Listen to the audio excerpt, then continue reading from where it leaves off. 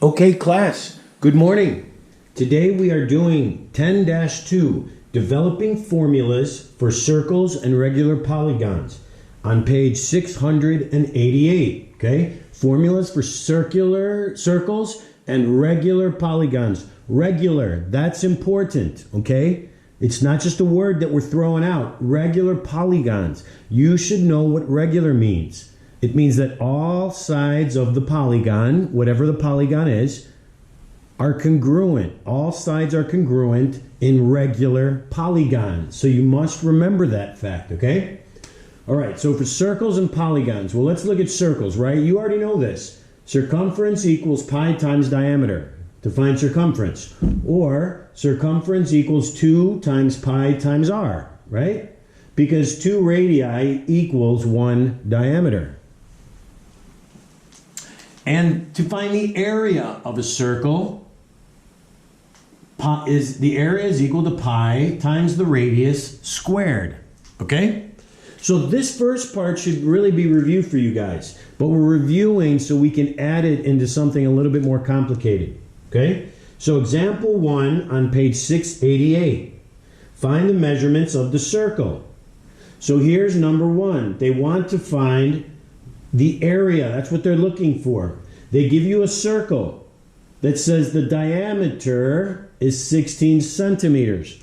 Well, if the diameter is 16 centimeters, then that means the radius must be 8, right? So the radius must be 8, half of the diameter from the center point to any point on the circle. 8, right? So now we know the radius is 8. But we're not looking for the radius, we need the area. But now that we got the radius, right, diameter is 16, so the radius is 8. Now I substitute, the area is equal to pi times the radius squared, and the radius is 8. 8 squared is 64. So the area, if I leave my answer in pi form, is 64 pi and centimeters squared, right? Because 16 centimeters, so this is 8 centimeters. So 8 squared is 8 centimeters squared.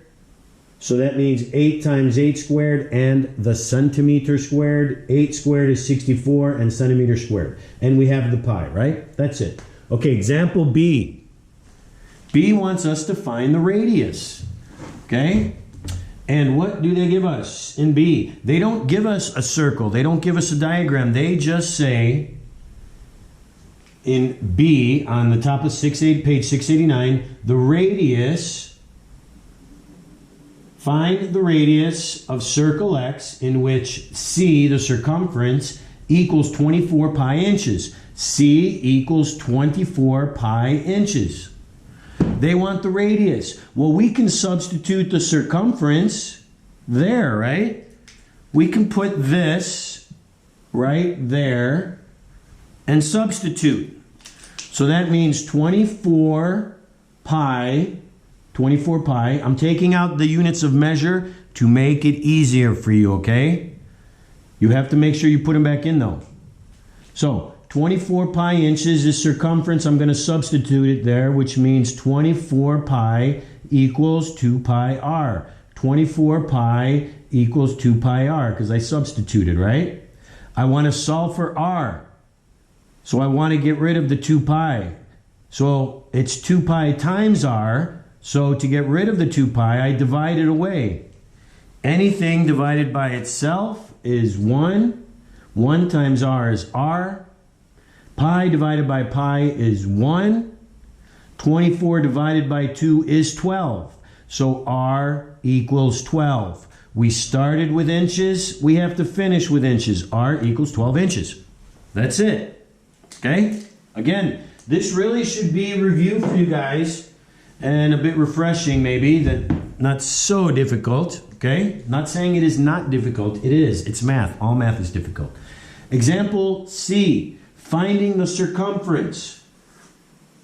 Find the circumference of circle S in which A equals 9x squared pi centimeters squared. Okay? A equals 9x squared pi centimeters squared. Well, I can't find circumference right away from doing a single step just by being given A.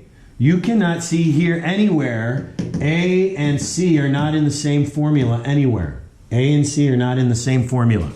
Okay, so that means we have to, if we're looking for the circumference over here and over here, then we have to find either the radius or the diameter. Okay, all they gave us was the area. Remember, area equals pi r squared. That's the formula. I'm going to substitute what they gave me for the area here. Okay, so 9x squared pi, 9x squared pi. I'm going to take away the units of measure for right now. 9x squared pi equals pi r squared. The area equals pi r squared. I want to solve for r, so I have to get rid of what's with it. So I'm going to, if it says pi times r squared, I'm going to divide the pi out. Pi divided by pi is 1, and 1 times r squared is r squared. Okay? Pi divided by pi is gone. 9x squared remains. 9x squared equals r squared. Okay? That's from here to here. Well, r squared will be square rooted because we don't want r squared, we want r. So I'm going to square root both sides. Now I'm over here, okay? 9x squared is equivalent to 3x times 3x. 3 times 3 is 9. X times x is x squared, okay? I'm square rooting both sides. I have two of the same. One goes away, one comes out.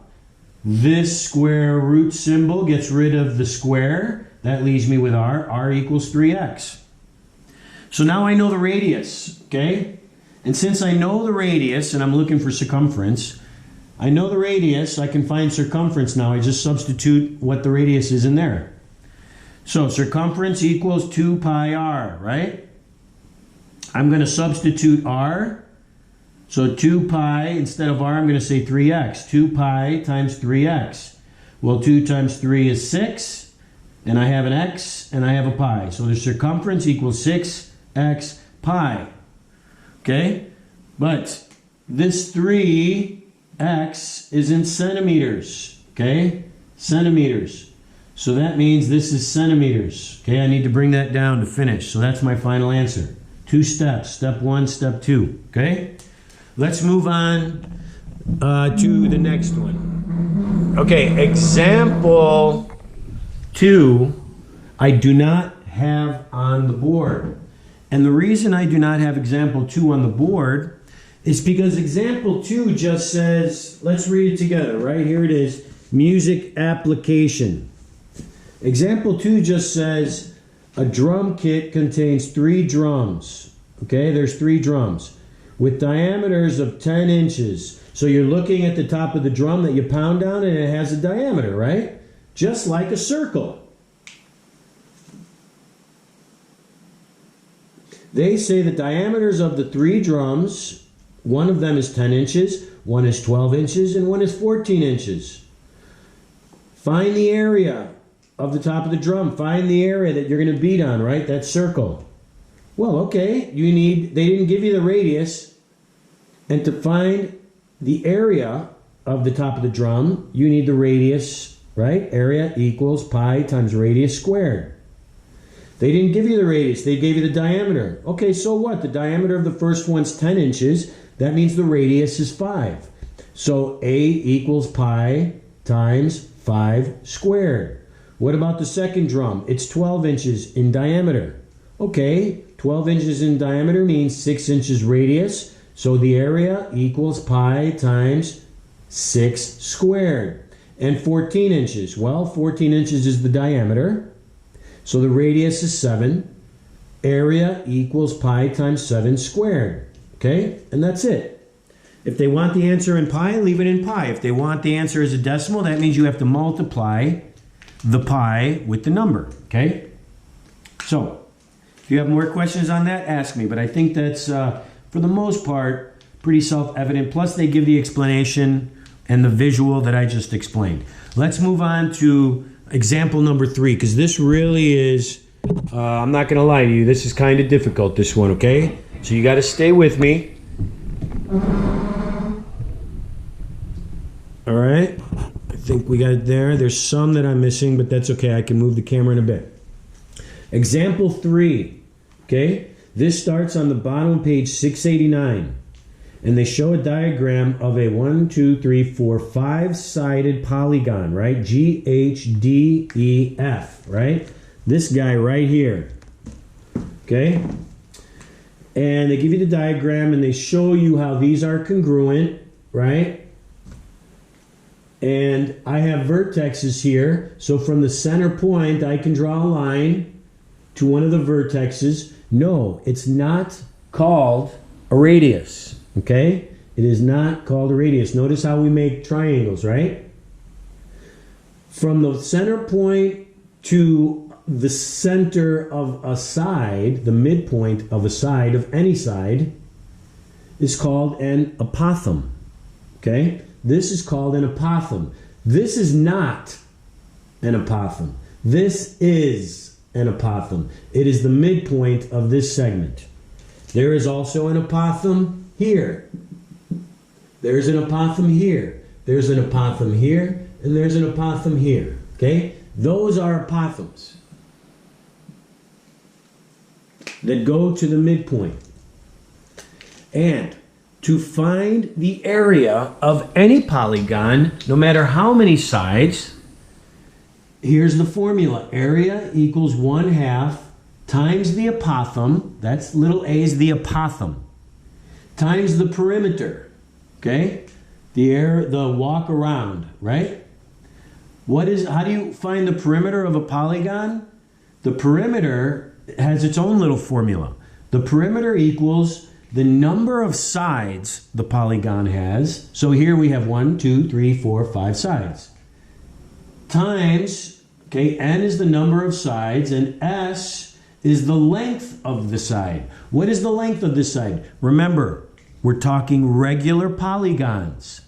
If they are regular polygons, this is congruent to this, congruent to this, congruent to this, congruent to this. All sides are congruent. Not just these are congruent, but the sides are also congruent. Okay? So to find the perimeter, it's how many sides are there and what is the length? So if this length was 6 and I have 1, 2, 3, 4, 5, then the perimeter would be 6 times 5.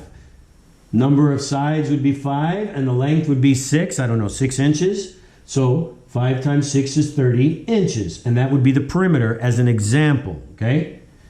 So you find the perimeter. So here's what we have to do to find the area of any polygon. We need to use a formula to find the perimeter. Then we need to use a formula to find the apothem. Then we apply these two answers into the formula to find the area of any polygon. Okay?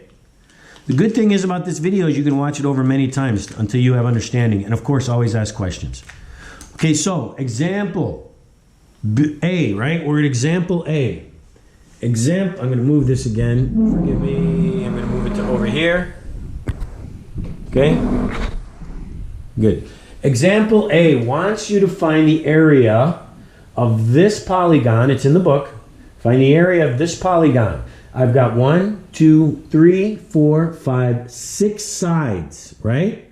So I have to find the perimeter, 6 sides, 1, 2, 3, 4, 5, 6, times the length, n times s, right? That I just talked about.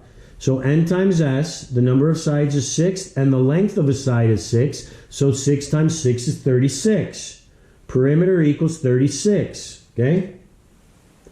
Now, they also let us know that, if this side is a 6, then half of it must be 3, right? These are all congruent. If this is 6, this is 6, this is 6, the midpoint would mean 3 and 3, right? But now look what I made. I made a triangle, a little triangle. Here's a triangle, but I made another triangle, okay? There's a triangle here as well. So let's take a look. I took this triangle and I pulled it out and I put it right there, okay? Here it is. This guy is this guy. It's the same. So I have 3 here. Well, if I've got these triangles and these triangles here, okay, 60, 60, 60, which means this is 60. And if I cut this angle in 2, that means 30 and 30, right? So I've got a 60, 30, 90, or 30, 60, 90 triangle, special triangle, 30, 60, 90. You have to go back from our tools of all our formulas. The formula for a special triangle 30, 60, 90 is S, 2S for the hypotenuse, and S square root of 3. Okay? S, 2S, S square root of 3. Well, if S equals 3, that's what they gave us.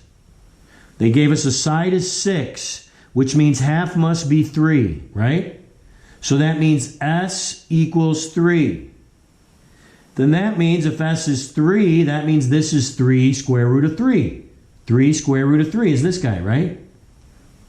Okay, then this guy would be 2 times 3, which is 6, and that's fine. We don't care. We don't need to know that. We're only looking for the apothem, okay? We found the perimeter, n times s.